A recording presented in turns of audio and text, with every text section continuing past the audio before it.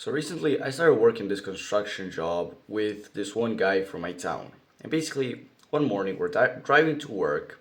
It's my first day on the job, and as we're driving, it's like a 20-minute drive. I started thinking to myself, how could I talk with him? How could I avoid having awkward silence in the car while we're driving? So then I started kind of imagining what some other people, like some of my friends who also worked with this guy before, what their kind of conversations in the car and in general would be with him. And that's when a realization kind of hits me. I realized that in other cases, when it was other guys with this guy, no one probably had even a similar way of thinking as I did. What I imagined was that other people just had this like magical way, like this magical knowledge which allowed them to just maintain conversations constantly and avoid any awkward silence. But in reality, what probably happened was, or always would happen with other people, is there would be as much silence, like in the car ride, for example, as there was in my situation. The only difference was the way that they thought about it. In my mind, having that silence while we're driving and everything is awkward. In my mind, it's expected that we should like talk and have a conversation, and it shouldn't be silent.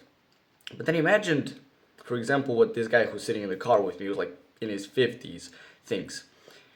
And I kind of realized that he's probably not even thinking, like, the fact that right now it's like silent in the car and we're just driving. He's probably not even like, it's not even at the end of his mind that he's thinking like, I should avoid awkward silence, so this silence is awkward, whatever. He realizes that silence doesn't have to be filled always. And if it is silent, it doesn't have to be awkward. Like in my mind, I had this expectation, this kind of thought that awkward silence is always kind of expected to be filled. But in reality, when you're, for example, in a car drive, or maybe you're at a bus and you're sitting next to someone who you know, or maybe you're waiting in line somewhere, no one actually expects you to go and fill the silence. And because of that, no one actually sees the silence as awkward. Silence is something that is expected.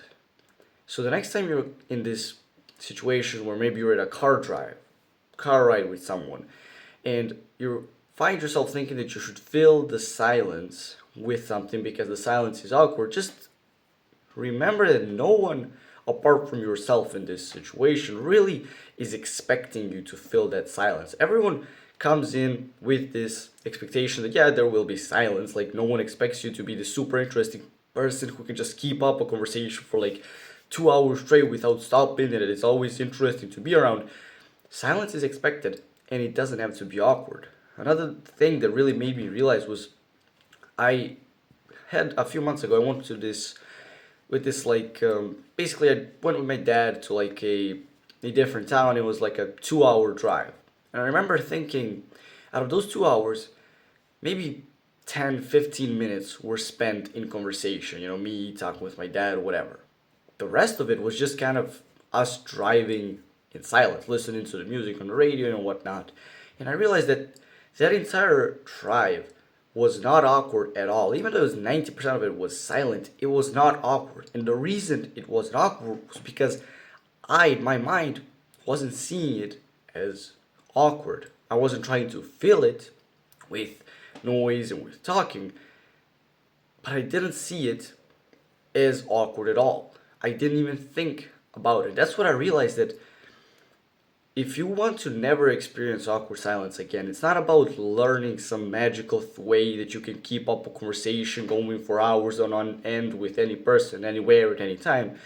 It's about changing your mindset to where you realize that silence does not have to be filled always, and that nobody expects you to fill it. And even if there is silence, it doesn't have to be awkward. You just need to change your mindset, and life just becomes way easier, and being social becomes way less stressful. Now, I'm not gonna leave you hanging, because I realize that this whole thing that I explained right now is useful in some situations, but it's not something that you should follow in every situation. Like, for example, if you take out a girl on a date and you're just there quiet and you're like, yeah, I'm not awkward.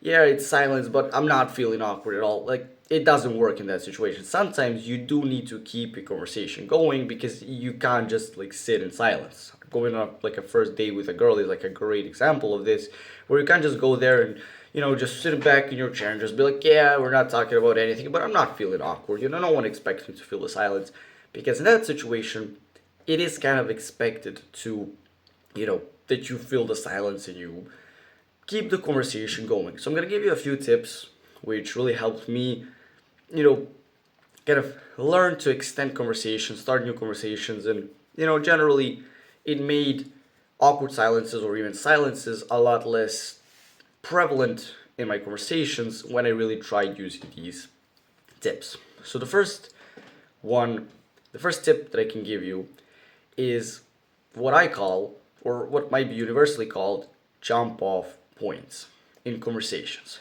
Basically, the way that you keep a conversation going, which this is like the easiest way to do it, is when you're talking to someone else, notice any point or any word that they say that you have something to jump off from it and keep a conversation going, or to add about it. So let's say you're on a date with a girl and I don't know, you're talking about something and she says, tomorrow I'm traveling to this place, I'm traveling to Paris, and then I'm gonna go to Italy and I'm gonna sleep in this hotel, and then I'm gonna drive my car to this other place, and then I'm coming home after a week, which is when, I'm gonna spend some time with my brother and sister.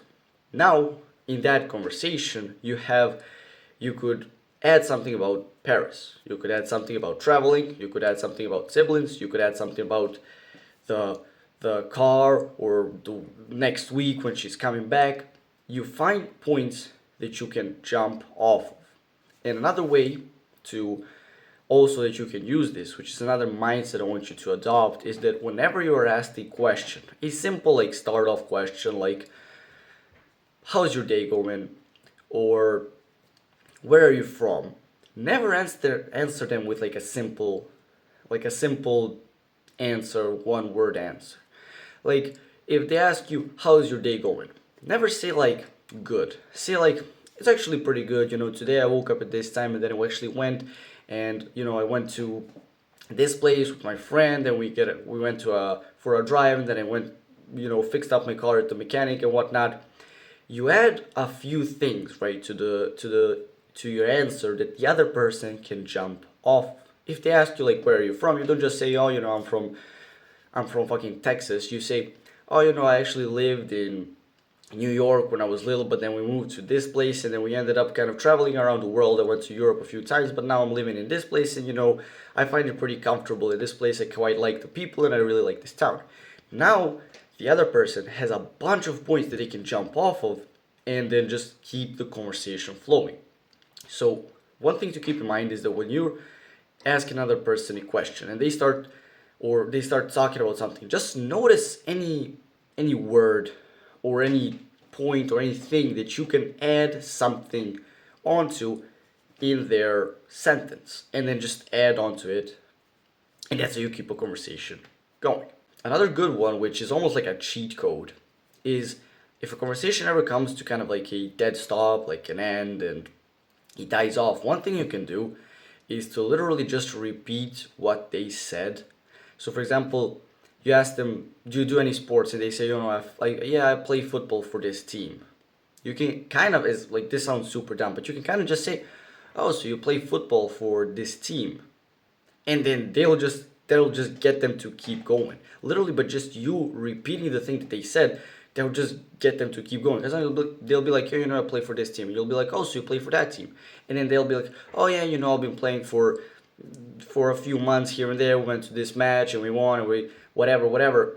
That's how you keep a conversation going. So in general, the best way to kind of put this all together is to use the jump off points to flow with the conversation, meaning you don't ask questions. Like, you start off with a few basic questions: where are you from, whatever. Then you use jump off points to keep the conversation flowing. So they say something, you see a jump off point, you jump off that point, you add your own opinion, and then you keep the conversation going like that. And if you come to like a dead stop, there's nothing more, you kind of repeat what they said, and then they kind of keep talking about it. What you want to avoid is having the conversation kind of sound like an interview as well. This is like an extra tip. Don't, especially when you're talking to girls, don't have conversations be like an interview, like where are you from? Do you have any siblings? What do you do for a living? Try to again jump off. You ask them where they're from. They say I'm from this place, and you say, I've never been to this place, and they're like, oh yeah, it's great. There's tons of restaurants, and you're like, I actually worked at a restaurant for this amount of time, and they're like, yeah, I worked there as well, and you're like, oh, how is it working there, right? You flow with the conversation. You try to avoid coming to a dead stop and then just being like asking another question, like completely, again, like in an interview style, like how old are you? Again, flow with the conversation, use jump off points. If you come to a dead stop, just repeat what they said, maybe in a slightly different way, but even if you completely repeat it, it should help the conversation going.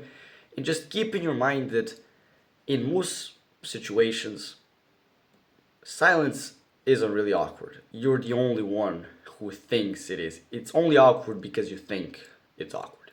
And if you want to learn a lot more about this whole subject and about social skills and communication skills, and you want to learn everything that I've ever learned in the last 3+ years that I've been working and learning about this topic, you can find absolutely everything I know about it by clicking on the first link in the description and going to my course.